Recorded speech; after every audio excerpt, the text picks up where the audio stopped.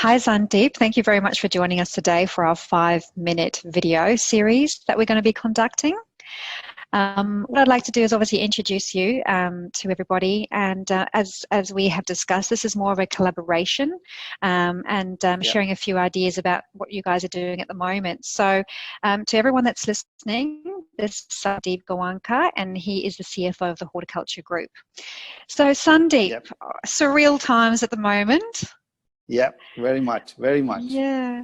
So I'm interested to share, like I said, and get everyone to collaborate. And what are you guys doing at the moment? What are you doing as a CFO to help your business through this climate at the moment? What tools are you using? Any ideas? We'd be interested to find out a little bit more about what you guys are up to now. Definitely. So basically, I've got a group, the Horticulture Group, and I've got businesses that are in construction. They are in landscape maintenance. They are in wholesale nursery. There is a small startup which sells online plants, and we got water trucks. So as you can imagine, there are 5 different businesses. The impacts on these businesses are different. I'm working with different business managers as well. So you can say 5 days of my week, each day goes into working with one business at a time. But the basics are still the same. What we are resorting to is pretty much like a cash-based accounting system at the moment, because yes, you're invoicing, you're doing the work, you're producing stuff, but what is really important right now is to do a daily monitoring of your cash and really watch what you're spending, plan your operations in such a way that you are able to deliver the orders that you think are definitely going to happen, and you are still preserving your cash. Now, all it requires really is like a cycle that takes place. So let's talk, for example, the wholesale nursery. It's probably got an order book. What you want is to engage with your customers and look at what's happening in the next 4 weeks. How are the customers currently operating? Are they still going to go ahead, place these orders, or rather ship these orders in? And are we still going to convert these orders into revenue that we can try and collect when they fall due? This engagement process with the customers gives you an idea of how to plan for your production. Do you still need to put resources in to grow more products, or are you okay with the stock that's on your ground? How much of that can be collected based on your order book? If you have surplus stock, try to go on different platforms, try calling up different nurseries, try calling up your competitors and asking them that, guys, we have got this stock, you have got some stock. Are you wanting to buy something of us and try and fulfill the orders that you may have on your books? So, I mean, we operate in the Brisbane, Southeast Queensland, Sunshine Coast market at the moment, and there are quite a lot of competitors that are out there.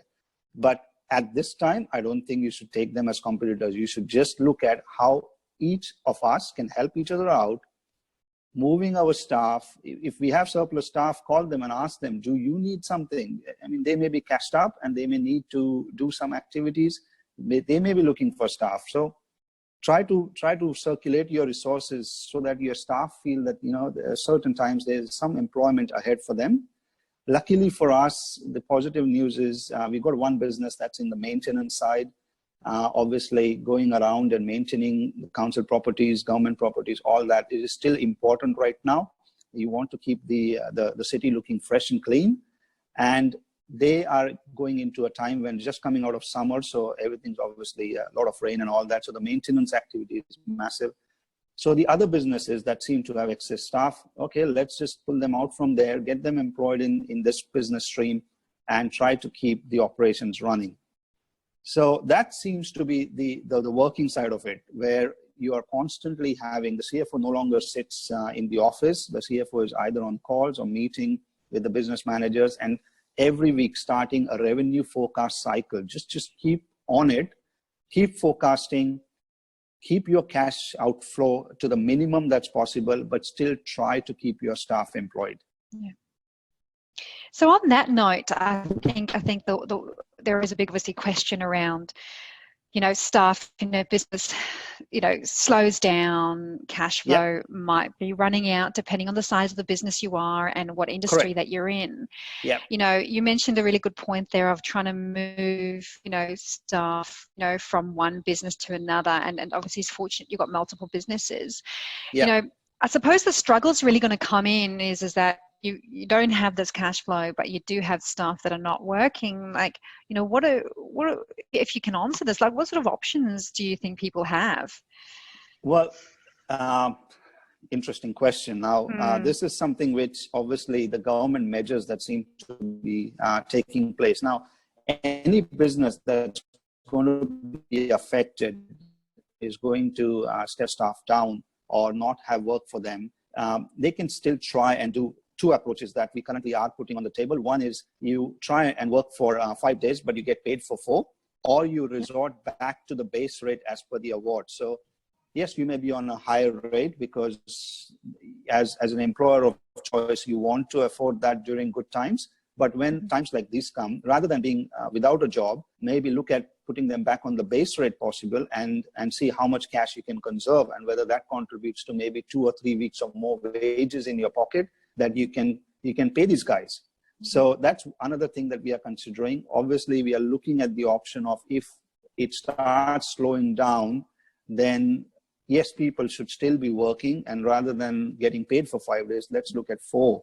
And if the need be, let's look at 3, because you know what's going to happen. The very fact that we are reducing our operations, that means the business has taken a hit, and whether we qualify for the 30% reduction and still keep these people in so that they can get the money from the government, etc.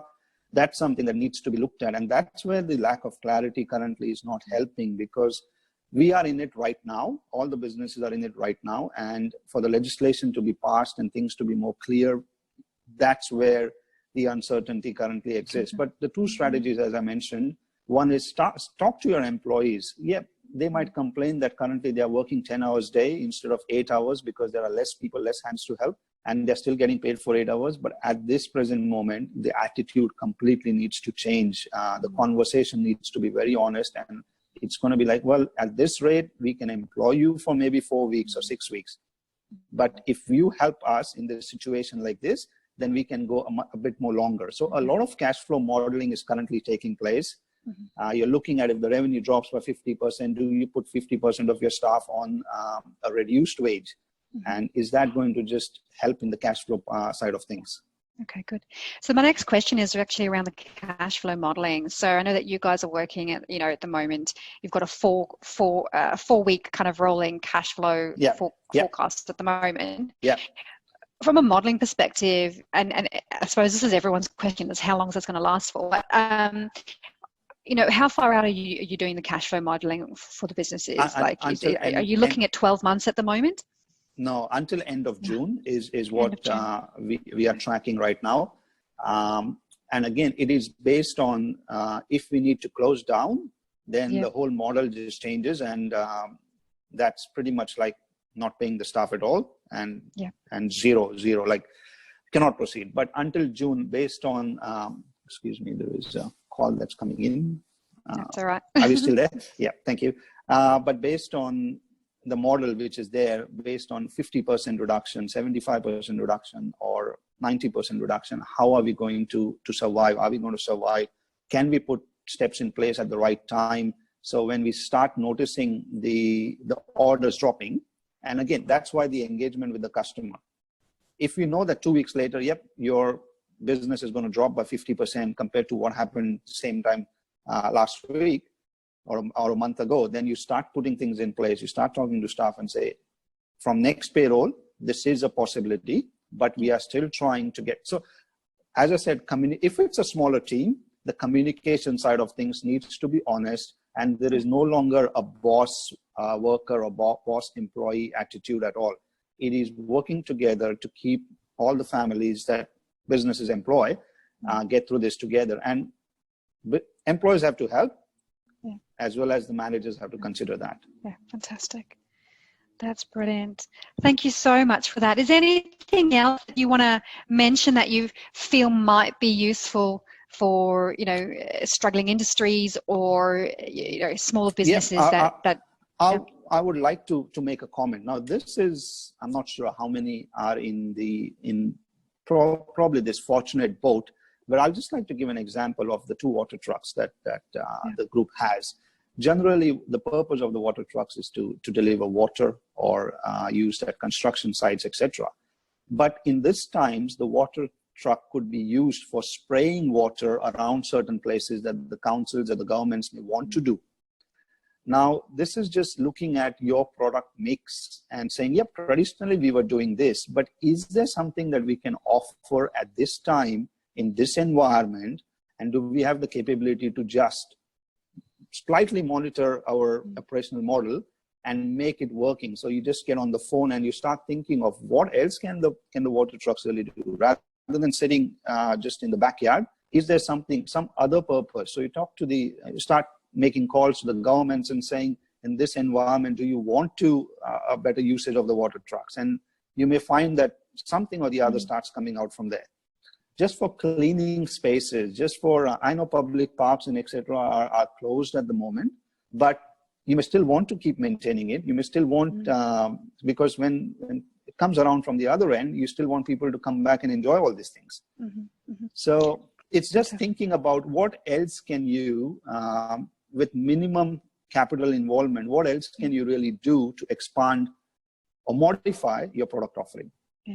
So it's really kind of focusing on pivoting your business. It's, looking at different products and a way to utilize your current products. Correct. That's it, exactly, because your traditional customers may not want it, but there could be a new stream that comes up out of nowhere just in this environment. Fantastic. Brilliant. Well, thank you so much for being with us today, Sandeep. And I'm looking forward to obviously watching your journey along the way. And if anyone has questions for Sandeep, please just message in the group or send me an email or send Sandeep a message. That'd be awesome. Thank you very much for giving me this opportunity. And I'm sure this will be a very nice collaborative platform to get some answers.